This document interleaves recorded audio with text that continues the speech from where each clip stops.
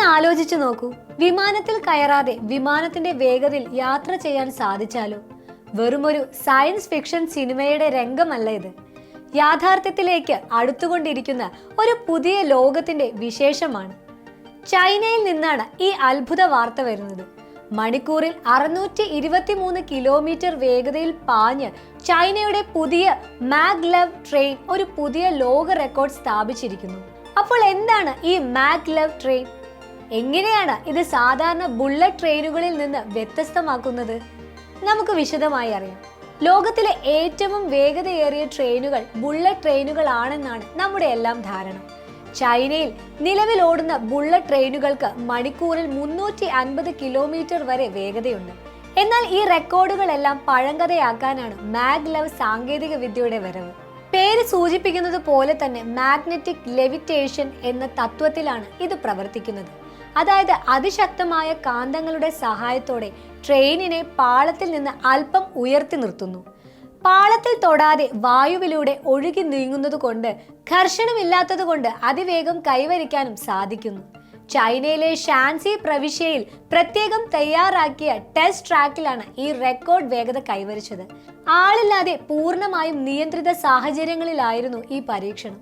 നിലവിൽ ലോകത്ത് വാണിജ്യാടിസ്ഥാനത്തിൽ ഓടുന്ന ഏറ്റവും വേഗതയേറിയ മാഗ്ലെവ് ട്രെയിനും ചൈനയിലാണ്. ഷാങ്ഹായ് എയർപോർട്ടിൽ നിന്ന് നഗരത്തിലേക്ക് ഓടുന്ന ഇതിന്റെ വേഗത മണിക്കൂറിൽ 431 കിലോമീറ്റർ ആണ്. എന്നാൽ പുതിയ പരീക്ഷണം വിജയിച്ചതോടെ ഭാവിയിൽ 600 കിലോമീറ്ററിന് മുകളിൽ വേഗതയിൽ യാത്ര ചെയ്യാൻ സാധിക്കുന്ന ട്രെയിനുകൾ വരുമെന്ന് ഉറപ്പായി. എന്തെല്ലാമാണ് മാഗ്ലെവ് ട്രെയിനുകൾ കൊണ്ടുവരുന്ന പ്രധാന ഗുണങ്ങൾ? അതിവേഗം. സാധാരണ ട്രെയിനുകളേക്കാൾ എത്രയോ മടങ്ങ് വേഗത. ഇത് യാത്രകൾക്ക് വേണ്ട സമയം പകുതിയായി കുറയ്ക്കും. പാളവുമായുള്ള ഉരസലില്ലാത്തത് കൊണ്ട് യാത്ര വളരെ സുഗമവും ശാന്തവുമായിരിക്കും.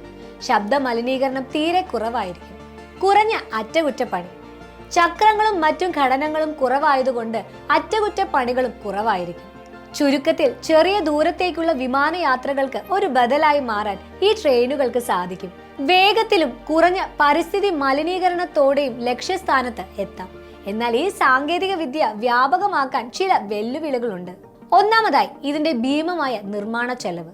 സാധാരണ റെയിൽ പാതകൾക്ക് പകരം പ്രത്യേകമായി നിർമ്മിച്ച ഗൈഡ് വേകൾ ആവശ്യമാണ്. രണ്ടാമതായി വൈദ്യുത കാന്തങ്ങൾ പുറത്തുവിടുന്ന വികിരണങ്ങളെ കുറിച്ചുള്ള സുരക്ഷാ ആശങ്കകളും നിലനിൽക്കുന്നു. ഈ വെല്ലുവിളികളെയെല്ലാം മറികടന്ന് മുന്നോട്ട് പോകാനുള്ള ഉറച്ച തീരുമാനത്തിലാണ് ചൈന. ജപ്പാനെ പോലുള്ള രാജ്യങ്ങളും ഈ രംഗത്ത് വലിയ മുന്നേറ്റങ്ങൾ നടത്തുന്നുണ്ട്. എന്തായാലും ചൈനയുടെ ഈ പുതിയ റെക്കോർഡ് ഒരു കാര്യം വ്യക്തമാക്കുന്നു: ഭൂമിയിലൂടെയുള്ള അതിവേഗ യാത്രയുടെ ഒരു പുതിയ യുഗം തൊട്ടിരിക്കുകയാണ്. ഒരു പക്ഷേ ഭാവിയിലെ യാത്രകൾ നമ്മൾ സങ്കല്പിക്കുന്നതിലും വേഗത്തിലായിരിക്കും. ഈ വിഷയത്തെക്കുറിച്ചുള്ള നിങ്ങളുടെ അഭിപ്രായങ്ങൾ കമന്റ് ബോക്സിൽ രേഖപ്പെടുത്തുക. ഈ വീഡിയോ നിങ്ങൾക്ക് ഇഷ്ടമായെന്ന് കരുതുന്നു. ഇതുപോലെയുള്ള വീഡിയോകൾക്കായി ഈ ചാനൽ ലൈക്ക് ചെയ്യാനും സബ്സ്ക്രൈബ് ചെയ്യാനും മറക്കല്ലേ. നന്ദി.